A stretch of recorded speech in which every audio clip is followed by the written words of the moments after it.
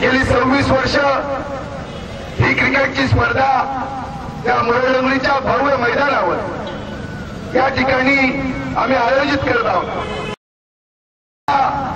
जो प्रतिसाद आहे 25वे वर्ष होतं, गेल्या वर्षी रौप्य महोत्सवी वर्ष आम्ही साजरं केलं। आमदार राणेसाहेब अशा त्या बक्षीस वितरणाच्या कार्यक्रमाला उपस्थित होते, खासदार साहेब उपस्थित होते आणि उद्घाटक नितेशजी राणे होते।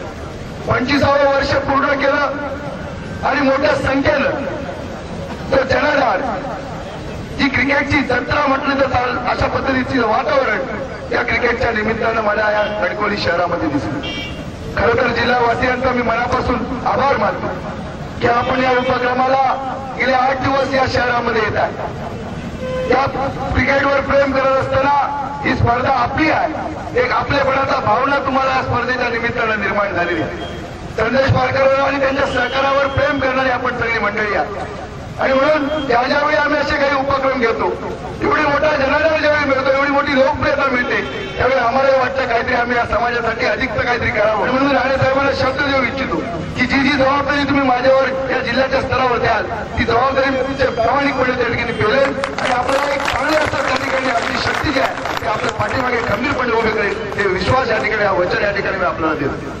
खरं तर नितेशजी राणे त्या ठिकाणी उद्घाटनाला आले होते। जवळजवळ या जिल्ह्यातल्या तरुणांचा 1000 मोटारसायकलींच्या ताफ्याच्या उपस्थितीमध्ये या स्पर्धेचा खऱ्या अर्थानं शुभारंभ। आम्ही क्रीडा स्पर्धा भरवतच राहू आणि आमच्या हातात म्हणून चांगलं काम या जिल्ह्याच्या समाजासाठी, जिल्ह्याच्या चांगल्या विकासासाठी होत राहील। पण तरी सुद्धा एक तर खंबीर नेतृत्व राज्याचं, या जिल्ह्याचं आणि या कोकणचं जर उभं राहिलं आणि जर त्याला देशामधनं राज्यामधनं जर शक्ती मिळाली तरच माझ्यासारखा कार्यकर्ता आपल्यासाठी चांगलं काम उभं करू शकेल आणि म्हणून असं नेतृत्व आपण जगवणं, त्यांच्या पाठीमागे खंबीरपणे उभं राहणं हे प्रत्येक सिंधुदुर्ग असल्याचं कर्तव्य आहे आणि म्हणून मी आपल्याला ही भावना या ठिकाणी बोलून दाखवली।